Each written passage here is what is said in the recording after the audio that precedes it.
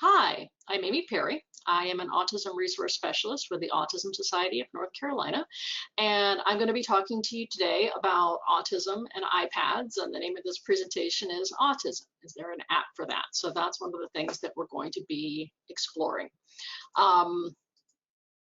So basically, to give you a rough outline of this presentation,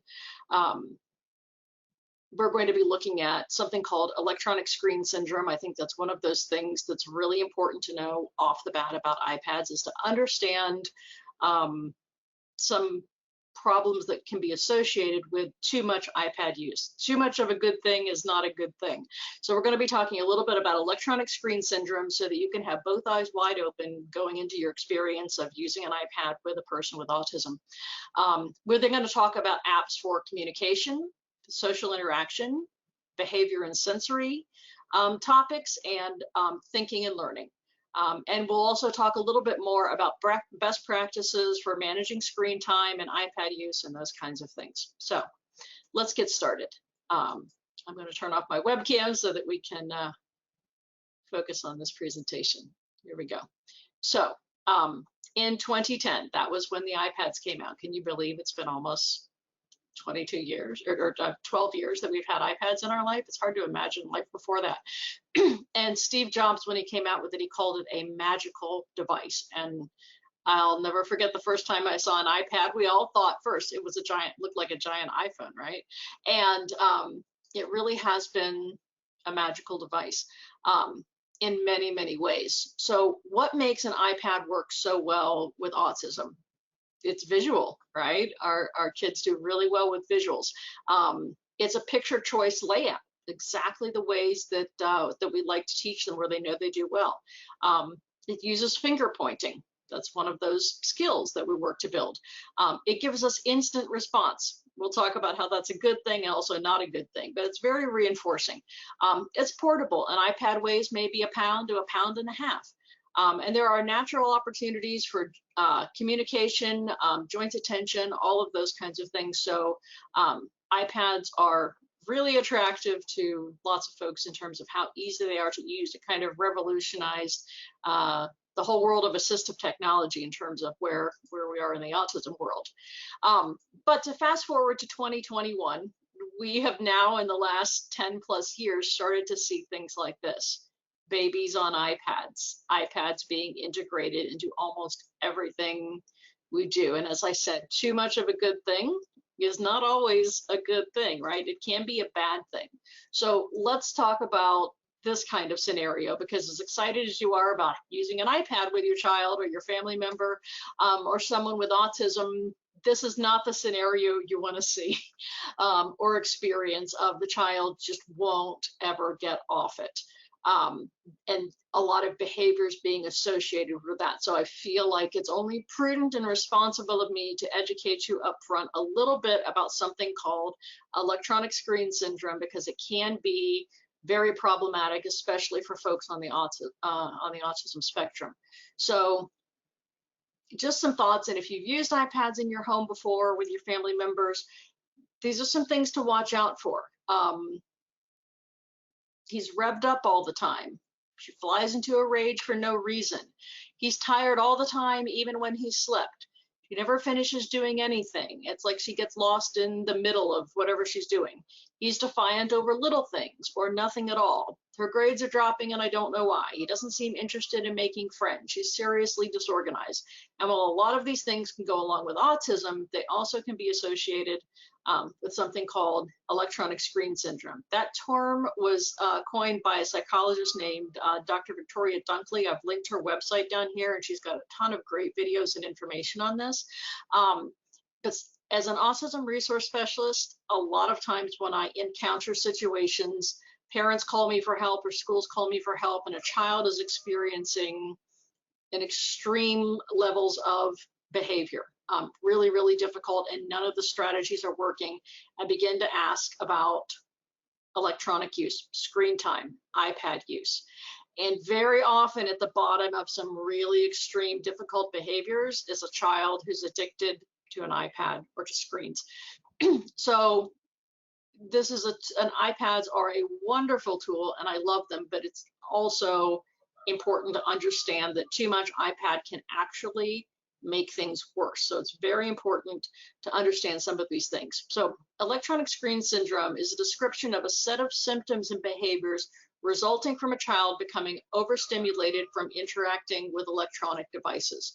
So Dr. Dunkley has written a book called Reset Your Child's Brain, in which she talked about screen fast and things. So if you ever do find yourself with a child who you feel has become overstimulated from too much iPad use, chronic use, which again, we're going to talk about setting limits and setting this up for success so that hopefully you don't ever find yourself in this situation.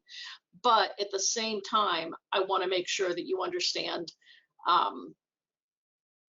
what to look for and what to avoid. And if you do find yourself in that situation, or you have a child who may already be oversaturated with electronic use, it's important to understand the steps you might want to take to reverse that. So one of the things is that Dr. Dunkley says is that interactive screens are incredibly addictive. So let's talk about what an interactive screen is, because it's not just an iPad, although that's probably one of the most commonly used items. An interactive screen is anything, and you can go through video game history here, is anything that requires you to interact with a screen. A television is an example of a passive screen, right?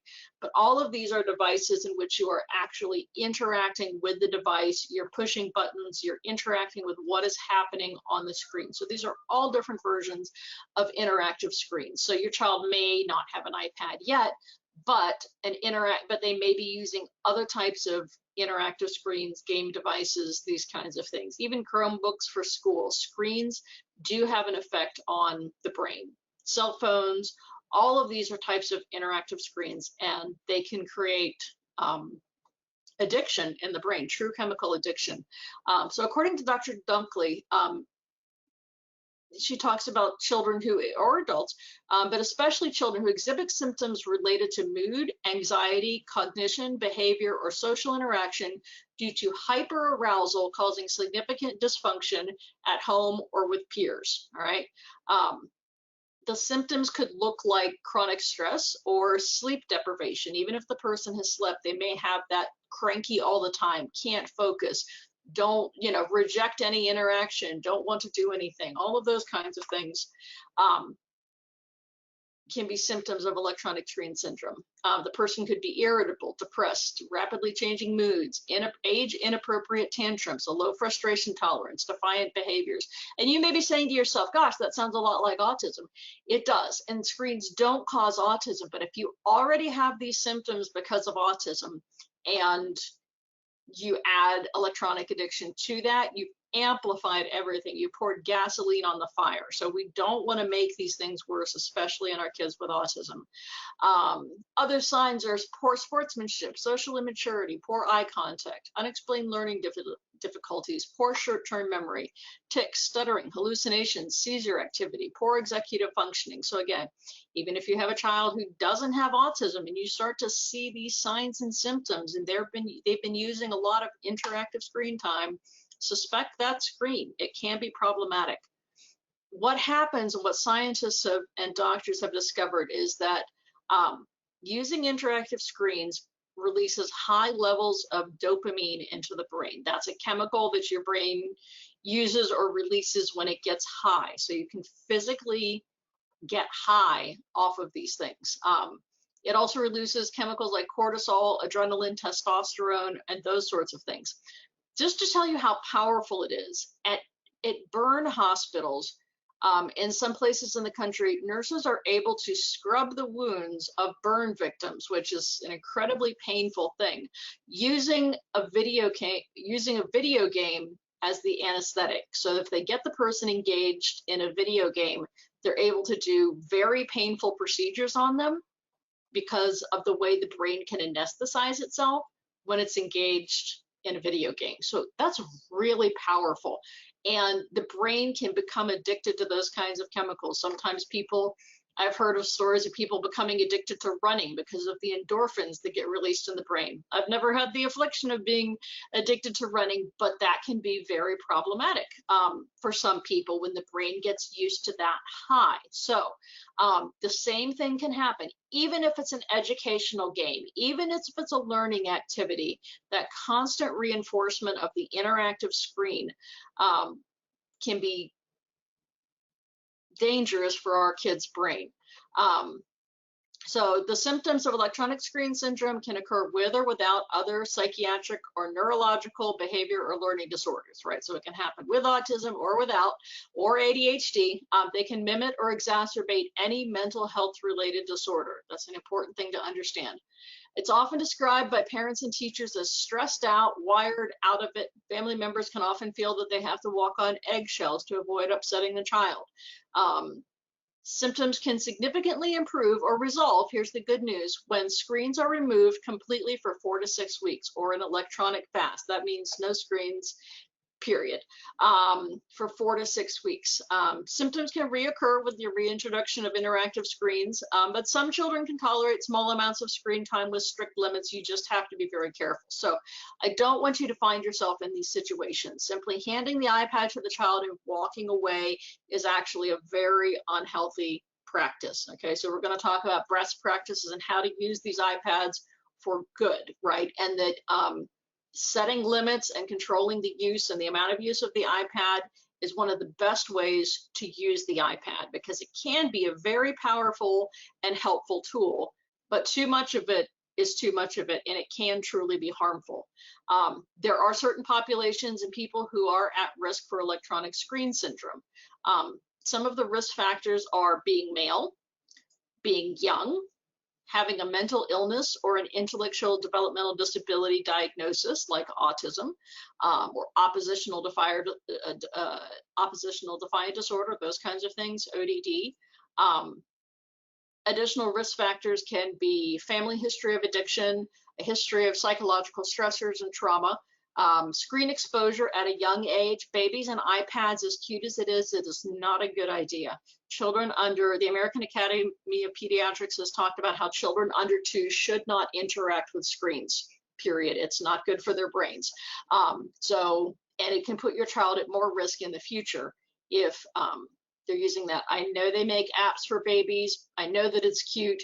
Please try to resist the temptation. It's not good for little brains to be using screens. Total lifetime exposure can be a problem. Asthma, interestingly enough, can actually, and people with asthma can be more vulnerable to these types of addictions. If they have chemical or food sensitivities or sensory dysfunction, these are all risk factors to make you even more likely to develop an electronic addiction. So please be aware that it's a real thing and should be taken seriously, and parents, you're responsible for controlling the use of that iPad. Just because it's educational and you put all the educational games in the world in there doesn't mean that this can't happen. It can become a big problem. I don't want to see that happen to you. So remember, screen fast, right? Allow the brain to heal from the overstimulation, right? Taking that iPad and locking it away for 4 to 6 weeks. No interactive screens for 4 to 6 weeks. Remove it from the house if you have to. Send it to grandma's house, let the battery go dead, and lock the charger up. Something like that. Schoolwork should be paper and pencil if at all possible during this time of screen fast. Passive screen time sometimes can be okay, maybe one movie night with the family or week or something like that, but not if it symptoms recur. So again, I want you to just be very careful and conscientious that you don't find yourself in a place where something like this is necessary. But if you do find your child overstimulated, this is the antidote, is to put screens away for a little while. I put some resources in here, and you're all going to get a copy of this presentation. But I just wanted to make sure before we go into all the really awesome, cool, fun stuff that an iPad does, I wanted you to be aware of that you have to treat it responsibly, that you have to be careful, and it's just not something that you put all kinds of educational games on there and hand it to the child and walk away. That's actually a very harmful thing to do. So let's talk about why I love iPads so much, because despite that soapbox on iPads, I love iPads. And this is my reason. This is my daughter Haven. She's actually just turned 25 years old last weekend, and I can't believe it. Haven has severe autism and she's not verbal. She got an iPad when she was 14 years old, so a little over 10 years ago, shortly after they came out, and it opened up a whole new world to her and to us. It unlocked her communication, and it's created some really amazing experiences for us and for her, and it's really made the world more accessible to her. So she does use an iPad to talk and communicate. She still talks like somebody with autism, and she mostly wants to talk about what she likes to eat, but she does use an iPad to communicate, and it's been a great thing. So I'll even talk about how what apps she uses and the things that we do to help support that for her. So we've talked about what makes iPads so accessible to people with autism. Sometimes people have questions about Android devices versus Apple devices, so I'd just like to include this slide for some basics of what you need to know. Only Apple makes iPad. That's it. Lots of companies make Android, right? iPad apps and Android apps aren't cross-compatible. So apps in the iPad or iPhone app store work on only Apple devices. If you bought it on your iPhone, you might be able to use it on your iPad. But if you have an Android phone, a Samsung, or any of those other brands that are out there, and you buy things from the Google Play Store, you can't put things from the Google Play Store onto an iPad, or vice versa. If you bought it on an iPad, it won't work on an Android device. It's two different languages. It's very much like the difference between Mac computers and Windows computers. So it's a different operating system that runs on iPad. Lots of people know this now, but if you're new to this, then, you know, hopefully this is helpful. People have asked, why don't I do a workshop on Android devices? And at this point, and really over the last 10 years, there have been more apps developed related to autism and autism supported things for iPad. It's getting better for Android, and some of these apps that I talk about are also available in the Google Play Store and available on that. So it's better than it was, but I know you guys are interested in iPads, and so that's what we're talking about today. And there's just a little bit more available for iPads than there is for Android in the world of autism. So in preparing this presentation, there are over 2 million apps in the App Store. There's no way I can talk about all of them. And this presentation is one that just kind of needs constant updating because apps are changing all the time.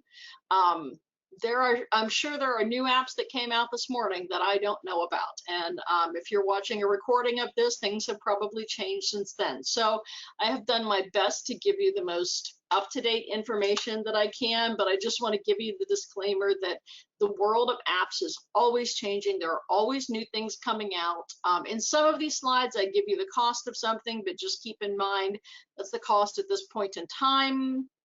It is subject to change at any other point in time, so I apologize for that. So just be aware that I've given you the best information I can at this point in time. It's always subject to change. So when we look at apps that are good for autism, this is a list that I won't read to you, but it's all of the different things that might be related to supporting people with autism. It's a long list. There are hundreds more, right? In terms of art, communication, daily living, pre-vocation skills, hygiene, video modeling, social stories, data collection. I mean, we could just go on all day about all of the different apps that are available for all of the different facets of autism. And again, what's available in all of these topics is constantly changing. So there's no way I can ever tell you everything that might be good for your child or your family member with autism. It's always changing. So how are we going to figure out what apps to talk about, right? There's an app for everything. What apps are right for autism? And again, these are just a few. This is just a very light sample. In order to say what apps are good for autism, let's look at the areas that autism impacts. So autism affects 4 main areas: communication, social interaction, behavior and sensory, and thinking and learning. All right, so we're going to look at apps that support these 4 core areas for people with autism. And when I do this presentation live, I have videos, and the videos don't play well over this type of platform. So it's regrettable that I can't show you a lot of these videos. Some of them are linked in the presentation and in the handouts that I'm going to send you. A lot of times I find videos on about apps on YouTube, so I would encourage you, if there's an app that you're interested in, jot down the name and go to YouTube and do a search for that app, and see what you can find, because that's where a lot of these materials have come from. Also, the companies that publish these apps often have a website, and so I'll go to their website and see what they've sometimes released videos on their website and other support materials. So that's another really good resource to learn more about an app. Some of these apps are paid, some of these apps are free. Like I said, it's always subject to change. Sometimes there's a lot of apps that have a free or a trial version where you can try them out. But I've tried to, and I don't have the price for everything that I've looked at here, but I've tried to capture that. So let's look at autism and communication, the difficulties we have, so that we can talk about some apps that might be helpful. So for autism and communication, people with autism can have difficulty relating to others. They can be challenged to use language in an appropriate way. Literal, they can be extremely literal. They can be repetitive, echolalia. They can be repeating. They're just repeating what's said to them. They could be reciting scripts, things from TV programs that they've heard. Some people with autism have little or no speech. They may have limited facial expressions and unusual vocal intonations or things like that. They may not be able to communicate events, wants, or needs. So there's a lot of different things when it comes to communication. One of the apps that I'm asked about most often when it comes to iPads and communication is an app called Proloquo to Go. All right, it is a very expensive app. And it's such a deep topic of conversation, so I'm going to try to not go too far. So this is a very powerful app, but it is not magic. Just giving this app to your child, I don't ever recommend buying this expensive app and then handing it to your child and thinking that they will be able to use it to talk suddenly if they never had that skill before. It doesn't work that way. I only recommend families make the investment in Proloquo to Go if they are already using this app successfully in conjunction with a speech therapist privately, or a speech therapist at school, or you feel incredibly savvy that you have an educational background in this kind of technology. It's a very powerful app, and it's extremely customizable, but guess who has to customize it? You have to customize it. One of the big things is you can have what we call a field of choices. You can have a very large field of choices. And it's not uncommon that people with autism struggle with too many choices put in front of them, especially if we're talking about young children or people who are severely impacted by autism. Sometimes we find that they need maybe only 2 choices or 3 choices in front of them. So if you put a screen in front of them that has 50 little boxes like that, that's a lot of information to discriminate. You can totally customize how many choices there are on the screen, but I'll remind you, you have to go into the settings and customize it. There are a lot of videos to teach you how to do this, but you have to be patient and there is a learning curve that goes with setting up this app. So if you're working with a speech therapist who already has settings that are working for your child and they're familiar with using it, and this seems like a mode of communication that is good for your child, then it may be a good investment. I often tell families, if this is an app you think you're interested in, on Autism Awareness Day, which is usually the first week of April, sometimes April 2nd, this company usually puts their apps on sale. So I've seen this app as cheap as $99 on Autism Awareness Day. So put a reminder on your calendar if you think you really want Proloquo to go. You may be able to buy it as cheap as it's ever going to be in April of each year. I don't know if they will continue to do that, but it's something to think about. But it breaks my heart to think of families spending that much money, not understanding how much work and training still has to go into being able to use this app. It's very easy to think if I spend a lot of money on this app that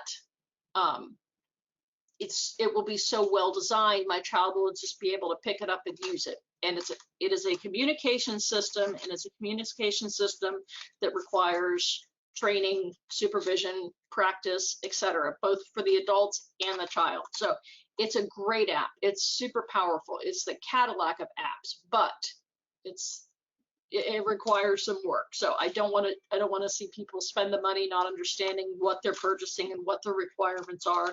It's one of those things where you may say some assembly required. This is a great app, but it requires some work to get it set up to meet the needs of your child. So this is another app by the same company. This is actually the app that my daughter uses to communicate. My daughter has always preferred to communicate by text, by typing out words and letters as opposed to pictures. She doesn't have Proloquo to go. I haven't made the investment to purchase it because I've used similar versions of that and she doesn't like them. So that's fine. Haven loves words, loves letters, loves to type them out. She was typing out words on the computer before iPads existed, right? Before they were invented. She would either write words on a piece of paper, or she would type them into the computer. So apps that involve typing words and having the program say them is much more what she's comfortable with. This app is cheaper than Proloquo to go. It's roughly $119 most of the time. It also does go on sale. It has pre-written phrases, so things like "excuse me," "not good," "bathroom," those kinds of things. Those are almost just buttons that she can push. She doesn't have to type anything. She can just push these buttons and it will say those words. She understands what they are, and she knows how to use them. We can create categories of words. So if we have set one up, so when she's going to get her hair cut, she can tell her hairdresser things about what she wants with her hair. We've given her choices. We put topics in there that she would use in school. So when they were studying the earth and geography and things like that, the teacher went in and set up answers to questions that she would ask so that Haven would be able to pick the answer to whatever question was asked in class when they were studying that topic. So again, it requires some setting up. I found it to be fairly simple. It's not too difficult to do, and it's better suited for her style of communication. When you click on it, it will put a keyboard down on the screen at the bottom of the screen, so you can type on the keyboard to just sort of type what you want to say, and then it will say it. So that's what she prefers to do, and it's a well-designed app. But it's not right for everybody. So there's a video, but I don't think it will work over this platform. For families who are interested in something similar to Proloquo to go, which was the first app I talked about, this company has made a copycat version of Proloquo to go. It's called Communication Talk Tablet Pro. They've also put the words autism and aphasia in there. Aphasia is a speech condition, which is actually what my daughter has as part of her autism, where she knows what she wants to say, but she has difficulty getting the words out. So Communication Talk Tablet Pro is the name. They sell it for $99. It is very similar to Proloquo to go. You do still have to customize it yourself. I do still recommend that you work with a speech therapist. You could train a child or a person with autism to use this communication system. It's not usually magic. You just pick it up and start using it. It involves nested menus. So if you say food and drink, it's going to open up a menu of several other choices. For some people with autism that works. So for some people with autism that requires a lot of extra practice. So it's a significantly lower investment if you're interested in something like that. They have a website, they have a bunch of videos and whatnot. So if you're interested in that, Communication Talk Tablet Pro is another thing to consider. The communication app that I really like is called Bridge Communication Pro. They sell it for $25. and it's easy to customize. I actually met the developer of this app, and she's a speech language pathologist, so she used her own clients in the working to develop this app. She also developed this app because she was so frustrated with always having to set up Proloquo to go. She used that app with a lot of her clients, but she found it frustrating and difficult to configure. And people knew that she had learned how to do that, so they were always bringing her Proloquo iPads for her to set up. And she said, we really need something better because these are the things that are most commonly used. So on this app, it's everything is a 3x3 grid. So there's never more than 9 choices on a screen, which is a pretty good average. And each of the blocks are pretty good size. One of the choices is usually an arrow to simply go to the next screen. So you can just scroll through these different things. You can put your own pictures in, you can record your own audio, you can type in whatever you wanted to say. So there's a lot of really well-developed language and phrases built into this app. And again, I found it fairly easy to customize. I still think it's very helpful to be working with a speech therapist in using a communication system like this, but it's much lower cost. It's a good introductory level for assistive communication. It's very expandable and customizable. I think it's well designed for people with autism to not have too many choices in front of them. So I really like Bridge Communication for that reason.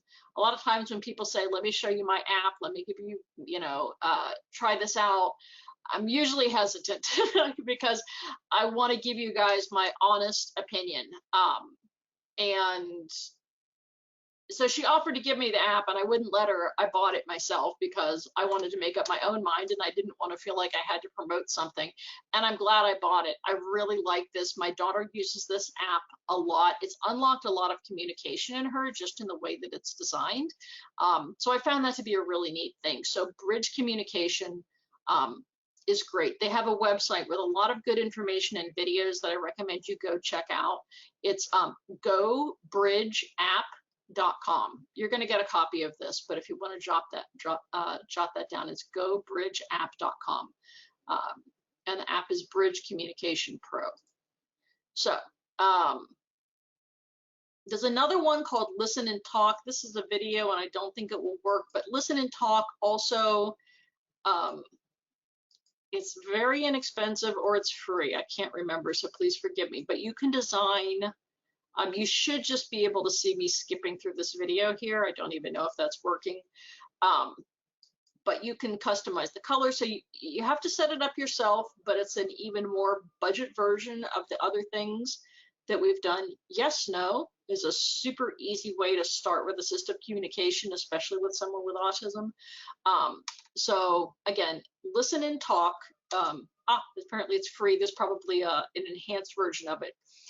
This is a tricky one to search for, so I will tell you that the icon is red and white, and it's sometimes abbreviated as LAT for Listen and Talk.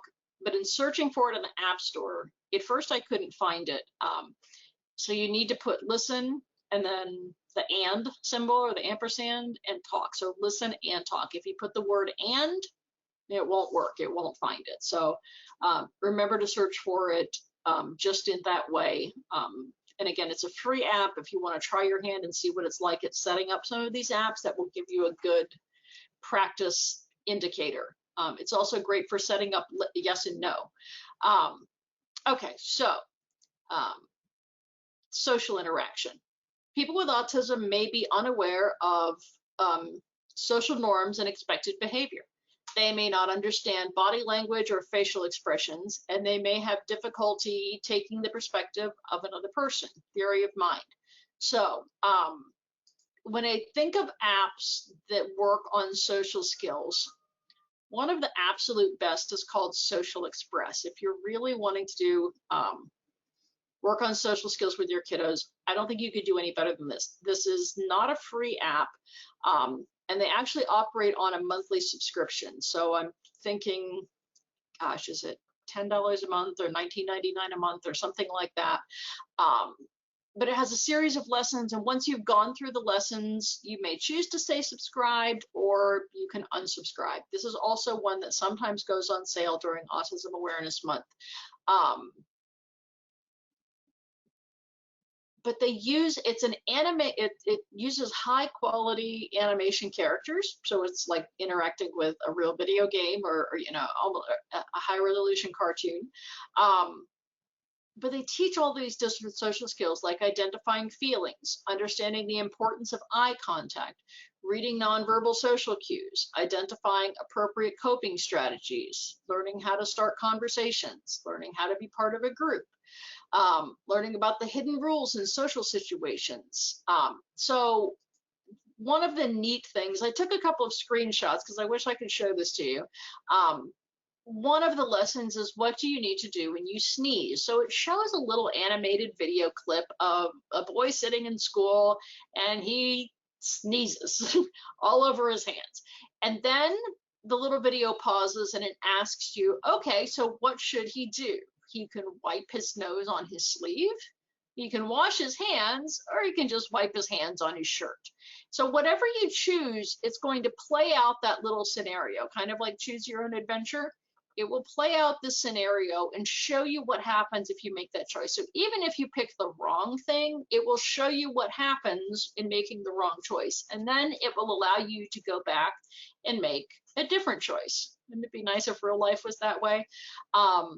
So this is the link to Social Express and also to some of their YouTube videos. They have a YouTube channel, but I really like Social Express. There's lots of other things that we could talk about when it comes to social skills and autism, but nothing that I've ever found in the last 10 years does it better than Social Express. So it does a beautiful job. Kids love using it. Kids love interacting with it. It used to be a very expensive app because not everybody loves that it is a subscription-based app. But when they first came out with it, it was like $150. It's just pretty expensive. And they realized that a lot of families couldn't afford an app at that price. That was just, it was a tall order. So in coming up with a subscription-based model of paying, again, forgive me, I don't know the cost, but it's either $10 or $20 a month, that families could use the content they wanted and then stop. So they would have access to it. If they wanted to keep long-term access to it, you're certainly paying more money. But if you want to go through the apps, I sometimes recommend this as a good summer activity for families, is to go through one of these lessons each day on the iPad, do it with your child, talk about these social skills, practice these things. And then when you feel like you've gone through all the content that you need at that time, then you can end your subscription. You can always pick it back up when you want to. But it's a great way to use the content and not have to pay for, you know, a super high price. It's a very high quality app. It's definitely worthwhile. And it's based on Michelle Garcia's Winner's social skills content. If you don't know Michelle Garcia Winner, she's absolutely amazing when it comes to teaching social skills with autism. So it's based on actual evidence-based content to teach social skills to people with autism. So I really, really love it for that reason. So if you want to pick my brain more later on other apps for autism related to social skills, I'll be happy to talk to you about what else is out there. But given our limited time constraints, I don't want to go too far down that rabbit hole. So let's talk about behavior and sensory issues related to autism. People with autism can be upset by or resistant to change. They can be undersensitive or oversensitive to sensory stimuli. They can be loud or disruptive in public. You may have experienced that. Sometimes there are unusual motor movements like flapping, rocking, things like that. They may react impulsively. They may have visual or perceptual difficulties. So this is my daughter when she was little, and I always include this picture when we talk about sensory responses because while she had a lovely bed, she preferred to sleep in her toy box. And I think that she liked the pressure from sleeping on the lumpy toys. And what would be uncomfortable for me or for the rest of us, she actually benefited from sleeping in an environment that gave her deep pressure while she slept. weighted blankets weren't common back then. Keep in mind, this was 20 years ago when she was small enough to fit in the toy box. But she often liked to sleep in strange places, and I think she liked the sensory input of sleeping in something like that. So we talk about iPads and screens. Oh my goodness, how can that help us with behavior and sensory responses? So this is an app I really, really like, and let's see if I can pull it up on my iPad, and maybe we can go through a little demo. Because he tried and tried to put on his shoes, but he just couldn't do it. Tap on the monster's belly to help him put his hands on it. Okay, we're going to see if this works. This is the first time I've done this quite so. Tap on the monster's belly to help him put his hands So on it. we have a monster who's gotten upset because he's having trouble getting dressed. Tap on the monster's belly to help him put his hands on it. So I'm supposed to tap on the monster's belly to help him put his pants on. This is called, just so tap you on know, the monster's belly to help him put this his is hands Sesame on it. Street Breathe. All right, Sesame Street's come up with some great apps. So we're going to tap on his belly. Oh, and now we're going to practice breathing with the monster, right? Look, the monster is calming down. He took a deep breath, so he's calming down. We can do it again. Yes, he looks much calmer. So we're modeling behavior, right? Isn't that great? Good job. You helped the monster take 3 slow breaths to calm down. Now, he's ready to think about a plan for how to get his shoes on. All right. How is he going to get his shoes on? Pop the bubbles to tell the monster helpful things. Okay. And think of some plans. So we're going to pop the bubbles to help the monster to think of ideas. Think. Oh. Keep thinking of a plan. What's the plan? How can we help? You're almost there. Yep. The monster come up with a plan to put his shoes on. Okay. Look, the monster has an idea. Oh, he has an idea. Watch how his sister puts on her shoes so he can remember how to do it himself. Okay, so he can watch his sister.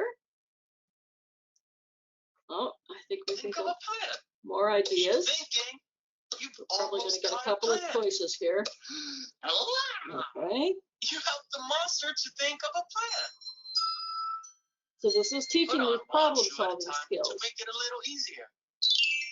All right, he can loosen the laces. Put on your thinking cap. Think a little bit more. You've almost thought of a plan. All right, we're going to get one more idea. The monster to think of a plan. Ask a grown-up to help him put on his shoes. Ask a grown-up to help. That's a good idea, isn't it? The plans the monster thought of to solve his problem. Watch how the monster's sister puts on her shoes. Put one shoe on at a time. Ask a grown-up for help.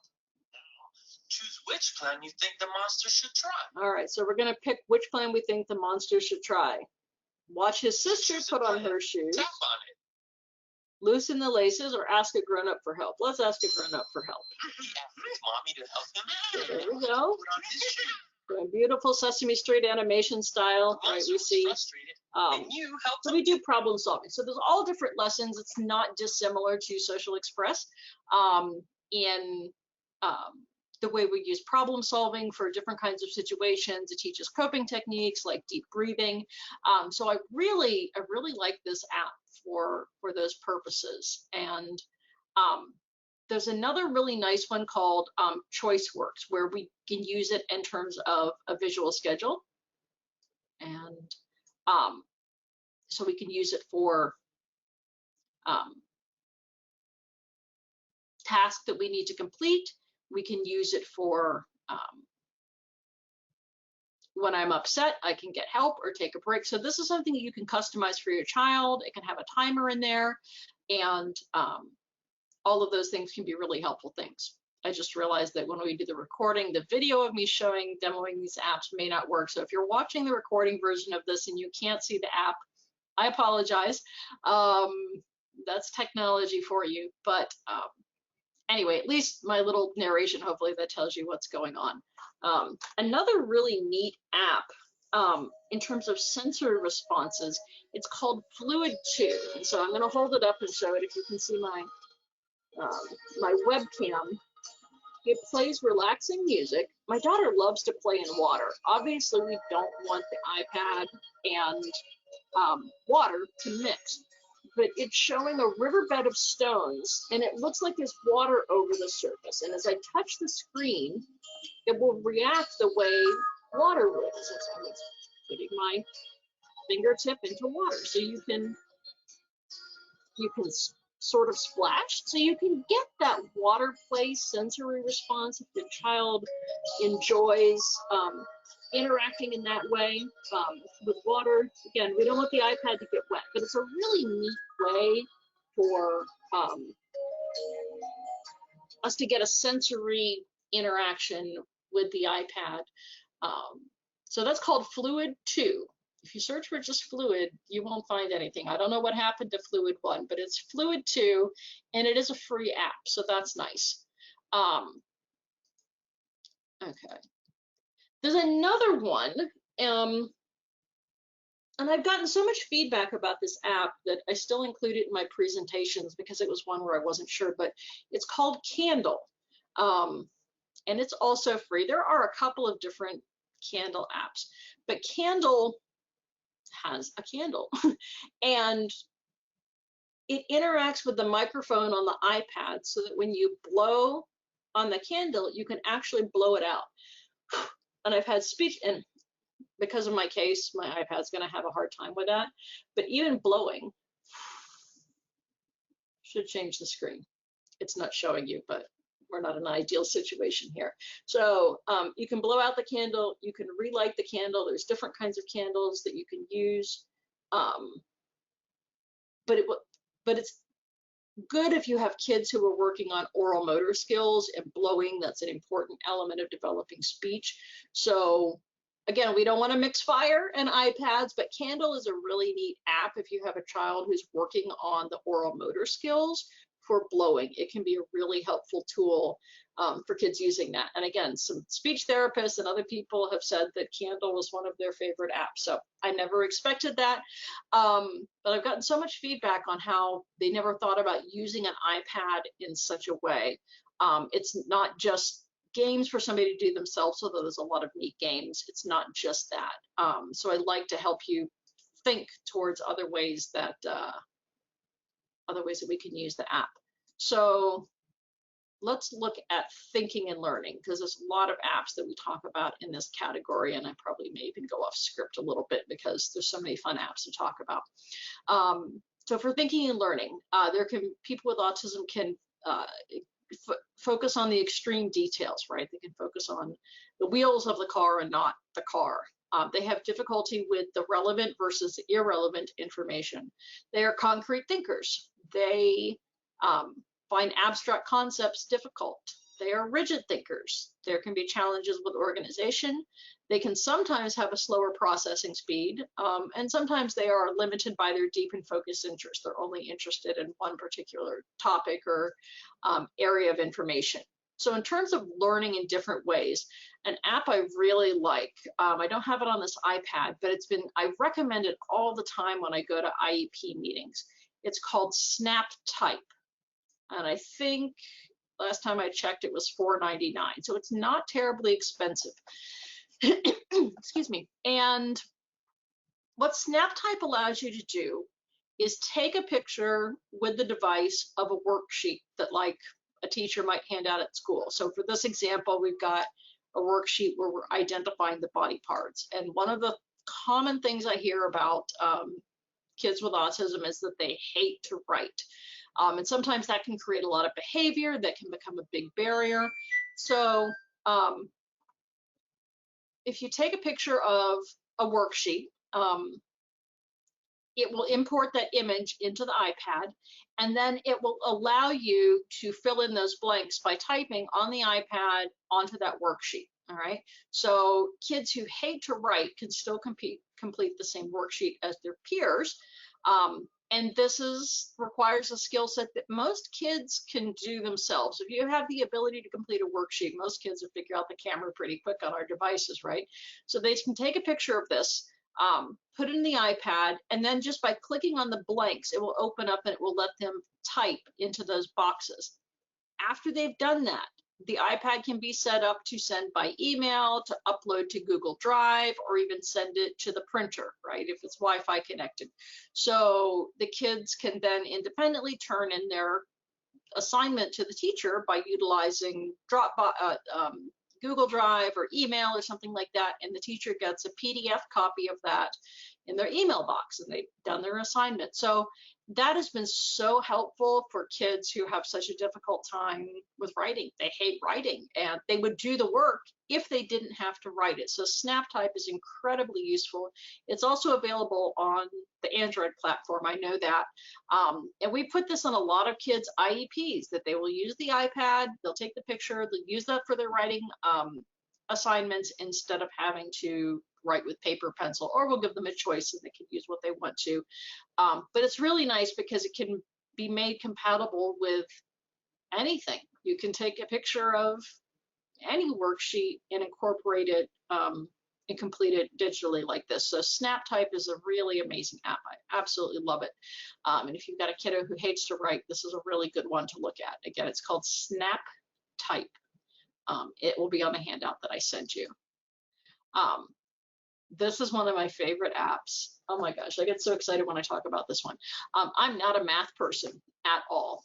And I read a review of this app and I instantly went and bought everything they made because I wish this existed when I was in school. This app is called Dragonbox. There's a whole suite of apps made by this company. There's one called Numbers to teach number concepts to young kids. I could go on all day. But what Dragonbox does is it makes algebra visual and accessible to anyone. So it uses sequential learning, which, if you don't know what that is, if you've ever played the game Angry Birds, right? They teach you a skill at each level, and then the next level usually builds on that skill and sometimes teaches you a new one. So Dragonbox uses pictures to teach algebraic concepts because algebra is a puzzle. And when I was in high school, I wasn't particularly interested in solving that puzzle, and it didn't ever really make sense to me until I discovered this app, and then I was so excited. When I bought this app, I actually made it my youngest daughter doesn't have autism. I have 3 daughters, and my middle daughter is the one who has severe autism. My youngest daughter is neurotypical, but like most kids, she could use some extra practice in math. So we made this our summer homework, so to speak, that every day she had to play 20 minutes of Dragonbox during the summer. She thought that was hysterical because Mom was making her play iPad. I'm like, yeah, 20 minutes of Dragonbox every day. She has since graduated from high school. She's in college, and she still says one of the biggest things that made a difference in her education was playing Dragonbox every day. It made math make sense to her on a whole new level that didn't exist before. I actually understand algebra better now from playing Dragonbox. I actually play this app because it's fun. So it uses pictures in order to solve equations. At higher levels, they take the pictures away and you use actual algebraic symbols. This one is, I think, Dragonbox Algebra 5 Plus. So it's designed for young children. There is a sort of a higher level algebra one. And I'm going to see if I can pull it up here on the iPad just so you can see it interact. And I apologize if you're not able to see this in the video later. But we're trying to get the box alone. So we've done this, and we've left the box alone, right? I'm sorry if you can't see this. So we're going to tap these, right? We put the box alone. All right, the box is alone, the next level. So we've given us that introductory concept. So then it's teaching us things that cancel each other out. So these are, looks like white dice and black dice. So we can drag them to each other. It's like positive and negative, right? I don't think these cancel each other out. Nope, they do. And then I tap them, and then they disappear. So it looks a whole lot like a game. It looks super simple, but it's actually the foundations of algebra. And the game teaches you how to do it in the same way that Angry Birds teaches you how to knock down towers and things like that. So it's a super good design. I think you can buy all of the apps in this series for maybe $20. Would make a fantastic gift. But it's taking your brain through the puzzles of algebra and teaching it in a really accessible way. Kids don't even know that they're doing math. They also have another one that teaches geometry, and that's in the suite, and I forget the exact name of it, but they're all within the Dragon Box family. If you go to YouTube and search Dragon Box app, you will find their YouTube channel and a whole bunch of videos that show you how the apps work. So if you've got kids who can touch, who can click and drag and have a basic understanding of how to figure out a simplistic game, like Angry Birds, if you can figure out Angry Birds, you can probably figure out this app. It will let you take as many steps as you need to solve an equation. Obviously, the faster you solve it, the more rewarding it is game-wise. But even if you don't get it right away, it will let you keep working and trying things until you figure it out. So I really love the errorless learning of that. And it's such a well-designed game that when you get to that point where you see the actual numerical equations that you're doing, kids get really excited because they've realized they're doing some really fancy math. It's really amazing. They understand the concepts behind it. So this is probably one of the best things I think that's ever been created for the iPad is Dragon Box. So if you buy one app, so long as you have a child that it's appropriate for, I strongly can recommend Dragon Box, even if you have a high schooler who doesn't have autism, but this might be helpful for them. It is available on Android as well. So even if you've got an Android phone, you can get Dragon Box for their phone. Now remember, if you buy it in the Apple Store for an iPad and you want to buy it in the Google Play Store for an Android device, you will have to buy it twice. That's just how it works. It kind of stinks, but if you have all Apple devices, then you buy it once. It will work on all of the devices on that account. So I can't say enough good stuff about Dragon Box for the kids that it's appropriate for. Let's see. This is another app I just love. I think my daughter found this, or the speech therapist put it on there, but it's an award-winning app that teaches phonetics and spelling and vocabulary and comprehension. I mean, like, it just does so many neat things, and it's fun, right? My daughter loves the alphabet. If she has a deep and focused interest, it's the alphabet. So I'm going to pull up a little bit of Endless Alphabet to show you. And again, for those who can't see, I'm so sorry. So it's got great music. It's like having your own Sesame Street. Can you see? So we've got a word, and this happens to be the word artistic, right? So what we do is we drag the letters to complete the word. And it's funny because every time we drag the words, the letters all say their sound, right? And it's memorable. So can you hear that? A. R. T. I. S. T. I. Do the k of the C, right? C. So we've done the word, and now it's going to give us it's going to show us.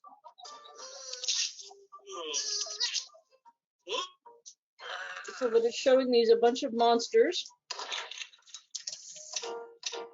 and the word artistic. They're just in a sculpture. When you're being artistic, you're using your imagination to create art. But it says when you're being artistic, you're using your imagination to create art. So it's telling us and showing us what the word means after we spell it, right? So there's the word beautiful.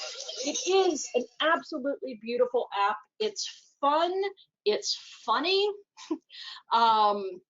It's, like I said, the teaching of the spelling and the vocabularies and the letters, my daughter could play that app all day long. I don't let her, but it's a great app where kids don't even realize what they're learning. It emphasizes all the phonetic sounds. So the B's say ba ba ba ba ba anytime you click on these letters and spell them. So it's so beautifully done and well designed. Endless Alphabet, it's a paid app, but I don't think it's terribly expensive. I want to say it's around $5, but I'm sorry if I'm wrong, but it's not a super expensive app at all. It's called Endless Alphabet. They have other endless apps. I think there's Endless Numbers and other things like that. So I highly encourage you to check out the Endless family because they do such a nice job with how that works. Let's see. So anyway, so we've talked about a lot of apps, all right? And I know that there's families, and I was included in this, where I was looking for the magic bullet. I was looking for the app to fix autism. I was looking for what was going to be the life-changing app. And there is no magic bullet app. I'm sure you're aware. But there isn't a magic bullet app that's going to fix the autism or solve the challenges that you have with the child. The iPad is absolutely a tool, all right? But please remember, an unsupervised iPad isn't necessarily any more beneficial than a computer or a television, all right? An iPad should never be a substitute for personal interaction. It should never replace opportunities to practice real-world skills, and it should never be imposed on a person who is uninterested or unwilling and using it, all right? So please remember those things. Screen time is a super important thing, and you know we started out talking about electronic screen syndrome, right? So let's talk about managing screen time and things we can do to be successful with that. It's important to set limits for screen time. If your child is using a digital device, decide with them in advance what they will be doing and how long they will do it. It's often helpful to decide before they start what will happen after screen time ends. Using visuals, a first-in schedule, a checklist, but it's important to set limits for screen time. For children under the age of 10, it should probably be 30 minutes or less. For children anywhere from 18 and younger, it should be 45 minutes or less. It really depends on the child. So even if they get 2 hours of screen time a day, that should be broken down into smaller chunks. 2 straight hours of an iPad, regardless of the age, is too much. Even if it's Dragon Box, even if it's Endless Alphabet, even if it's educational, straight iPad use for that long is too much time. You're running the risk of your child developing an actual addiction to screens. So please be very, very careful how much screen time your children get. It can be harmful if they get too much, and I don't want to see you or your children fall into that. So when setting up the iPad, it's really important to set some rules. Where can the iPad be used? In our house, the iPad can be used in all the common spaces. iPads are not allowed in bedrooms in our house. Personal electronics are not allowed into bedrooms in our house. We also had teenagers, and we had that rule for everybody, except for mom and dad. But personal electronics like iPads and phones are not allowed into bedrooms ever. We talked again about length of use, how many times a day, or how many days a week, when can it be used?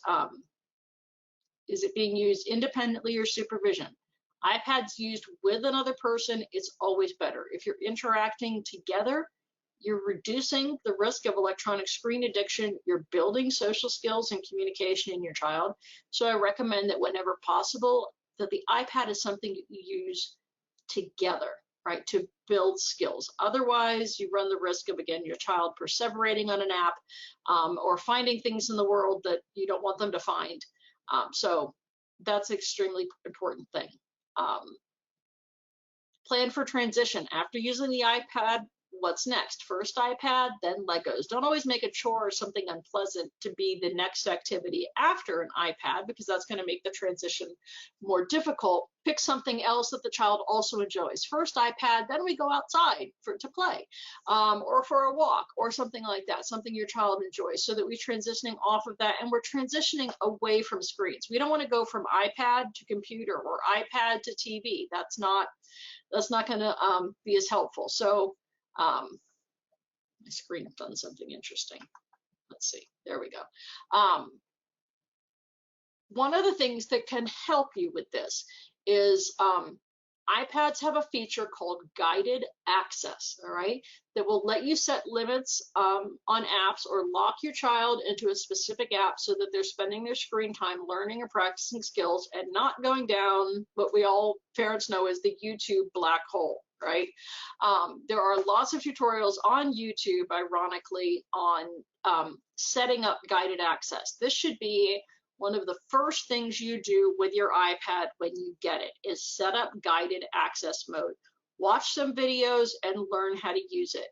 It's challenging because Apple updates the software to their iPads frequently, and so I've stopped teaching people how to do this in the workshop, because the likelihood that my iPad and the operating system version is different than your iPad and your operating system version. So while this feature does exist, it may be in a different menu. You may access it in a slightly different way, and I don't like to frustrate people in that. So the most useful thing I can tell you to do is to search for a current tutorial on guided access mode for the iPad. Poke around, explore, find where that setting is on your model of iPad, and learn how to enable it. One of the things it has you do is it lets you set up an adult-only passcode, all right? Do not let your child know what this code is. Do not make it your address or a code that they would be able to easily guess, because our kids are very clever. Do not let them see you punch this code in. This allows you to lock the iPad into a specific app. So let me skip ahead. Okay. So what happens is when you turn on guided access mode, so it's after school and little Johnny says, "Mom, can I play with my iPad?" Mom says, "Okay, you can play 20 minutes of Dragon Box." Educational app, we need to practice math, you're going to do that. So you go to the guided access settings. So you go and you open up the app that you want. What it does is it locks you into a specific app. This feature was actually developed in response to parents, especially parents of children with autism, who petitioned Apple to be able to lock certain apps. Like, can we lock an app so a child can't use an app until we give them permission to? Apple came back and said, technically, that's really hard to do. But what we can do is lock you into an app so that they can only use a specific app that you've approved for a certain period of time. So everybody said, okay, I guess that will work. So you go into the app that you want to use. You enable guided access mode. I think you triple click the home button, but again, I want you to make sure that you get the instructions that are appropriate for your model of iPad. But again, it used to be you triple click the home button and it would open up this screen to turn on guided access mode.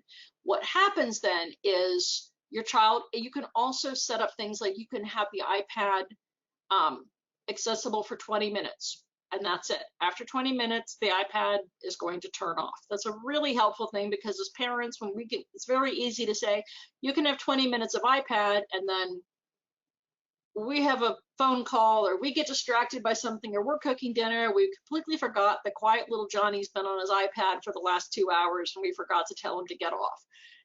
If you set this up, this will make sure Johnny gets off, because the iPad will stop working at the end of that 20-minute time period. Again, you have to set it up to do this, but it does work. You can. The other thing is, little Johnny can't exit that app until an adult enters the passcode, right? So you have to take the iPad and then secretly enter the passcode for Johnny to be able to go in and access a different app on the iPad. So if he's supposed to be practicing math or something like that, he can't leave his math app and go watch YouTube videos or go surf the internet or go do those kinds of things. So it makes sure that the app is used just for that. In the beginning with my daughter, we used this a lot for making sure she used her app just for communication, especially at school. Her iPad was at school with her so that she would use it for communication. So we just set it up to only use it for communication. Eventually we got to the point where it wasn't an issue. She did learn the rules. Again, she was older. But if you want the iPad just to be for communication and not to play games unless you allow that on maybe on a weekend or a rare occasion, then guided access is the way to do it. I've linked in this presentation the tutorial to a YouTube video. Again, I encourage you to search out the most common method to do that. If you have new iPads, you can contact iPad or Apple technical support as a new iPad owner, and you can also ask them to talk you through that. They do that for free if you are the owner of a new iPad. So that's another way to do it. But YouTube has lots of good videos on setting up guided access mode for your iPad. Same thing can be done for iPhones, and there is a similar option available for Android. I forget what it's called, but we're mostly talking about iPads today. Another super important thing, or another way to manage screen time, is through some apps that you install on your device. All of these are available for Apple and Android. There are free versions and paid versions depending on the features that you require and the number of devices that you need to protect. So one is called Screen Time. I've linked these, so when you get this document, you can click on these. So Screen Time, Hour Packed, Kids Locks, and Bark are all good apps. Security software like this is super important. iPads are personal electronic devices. They were not designed for kids with autism. It's awesome that they're useful for that. But it's super important for me to let parents know that iPads go on the real internet, where you can find things that are not meant for children, things that are truly dangerous and truly harmful for children or even for other members of your family. It's extraordinarily important. You would not just let your child loose in a store to run around and find and do whatever they want to, right? It's the same thing with electronic devices. Please do not hand these devices to your children unregulated and let them run around the internet and find anything they can find. I promise you, there are monsters on the internet. There are harmful things. Please protect your children. Please look at these apps so that you can turn off internet access at night. No child needs a device with internet access in their bedroom at night. Very bad things can happen. Please protect your children. Please do not let them go to sleep with an iPad. Remember all the things we talked about with electronic screen syndrome. Please don't let other teenagers or other family members take these devices and use them overnight in their bedroom. It's not a safe practice at all. It's tantamount to just letting your children wander around in the world. There are programs that can restrict the use to these devices. Like I said, some of them are free, but please, please, please consider this to be one of your first purchases, to get a program that will help you manage screen time with your child. Usually there's an app that goes on the parent's phone and there's an app that goes on the child's device. So you can unlock screen time, you can unlock internet access, you can do those kinds of things so that you can keep your kids safe. But do not assume because they have autism and because they don't understand certain things that things can't happen to them. That information that you never intended them to see couldn't come and find them. One example is simply a Google search for the word toys. I'll just leave it at that.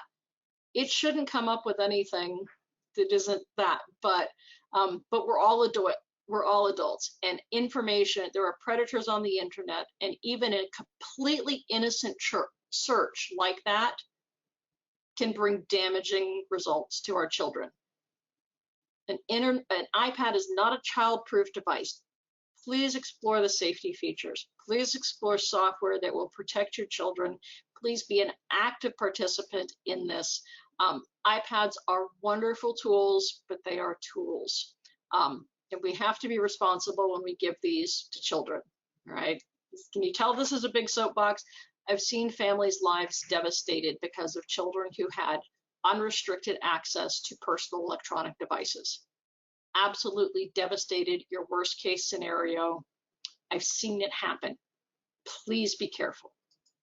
I hate to scare you, but I would rather you be a little bit scared and be cautious than end up in the situation like some of these families have. In conclusion, I will say that when used in combination with involved parents or attentive educators, an iPad can be a powerful tool that can lead to enhanced communication and learning. The iPad's intuitive visual design paired with an ever-expanding library of apps make it possible to provide unique and specialized opportunities for learning and interaction for all ages and places on the autism spectrum. There are a couple of places where I really like to go looking for apps. And again, this isn't the handout that I'm going to send you, but there's some really great sites. Bridgingapps is one of the best one. It's bridgingapps.org. And they give a menu to search for apps by age, by price, by skill level, whether it's related to Common Core education, grade level, what mobile devices. It will show you apps for both Android and iPad. So these are all really important things. And it's a really, really useful search tool. And there's a lot of reviews and videos for apps in this. So this is one of my favorite go-to places, is Bridgingapps. Pinterest is another great place. Actually, there's some boards like iTherapy. If you're a Pinterest kind of person, and so that I found a lot of great apps by perusing boards like this on Pinterest. Even going into the App Store and searching for things, not just it's super easy to go into the iPad App Store and search autism, and you'll come up with all kinds of stuff. But think about things related to autism too. Search communication, search social stories, search math, search sensory, reading, visual schedules, speech, or whatever the topic of interest might be. There are apps that are not necessarily designed for autism, but work very, very well with it. Like, look at Endless Alphabet and how fun that app is and how much that can teach our kids. It isn't designed for autism, it's just designed for kids, and it's good app design. So don't feel like an app has to have autism in the name in order for it to be beneficial or helpful for your child. Good apps are good apps. And what engages your child and helps them learn is really what's most important. So don't forget to go and search the App Store for any of these kinds of topics. You can go to YouTube and search autism apps. I found all kinds of stuff, and this content changes every day. So don't be afraid to go back and search in a couple months. You never know what you're going to come across or what you're going to find. It's also really nice if there's an app that costs money, I will usually go and look for videos of the app so that I can see how it works and know if it's going to incorporate skills that my child has. Some of the search terms I use are iPads and autism apps. I'll just search the name of an app. I'll search the name of an app and the word demo, communication app, special needs app. So these are all good search terms to use when looking for that. There are a couple of Facebook groups. They're not as active as they used to be, but Apps for Autism and iPad for Autism are two Facebook groups that where people have posted content. There are a couple of books. These came out when the iPad first came out, so some of this content is probably out of date. But Apps for Autism and iPads, Getting Started with iPads for Special Needs, also another really good book. I got a lot of content and information out of that book years ago. But I will warn you that they came out 10 years ago. The iPad has grown and changed and developed a lot, so some of that information may be out of date. This is a great app for teens with, or a great book for teens with autism. It's a digital book and incorporates and talks about apps, ideas for lessons and Common Core reading connections for teens and young adults with autism and developmental delays. So it ties apps into Common Core concepts that they learn in school. Again, just be aware that some of the apps mentioned in this could also be out of date. So there's some good apps and some good materials out there.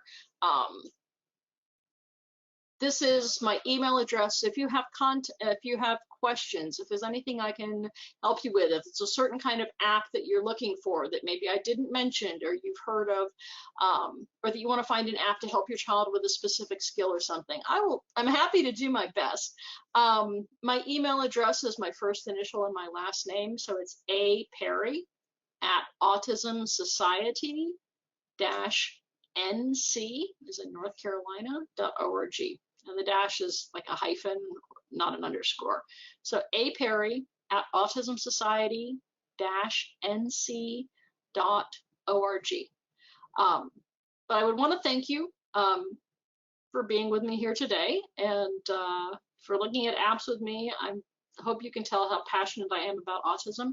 I am going to end the recording now, and I will stop this and I will take questions from our audience. If you guys have questions or comments or anything like that, we'll do that in just a second. But thank you for being here today, for watching this video, and I look forward to hearing your iPad stories in the future.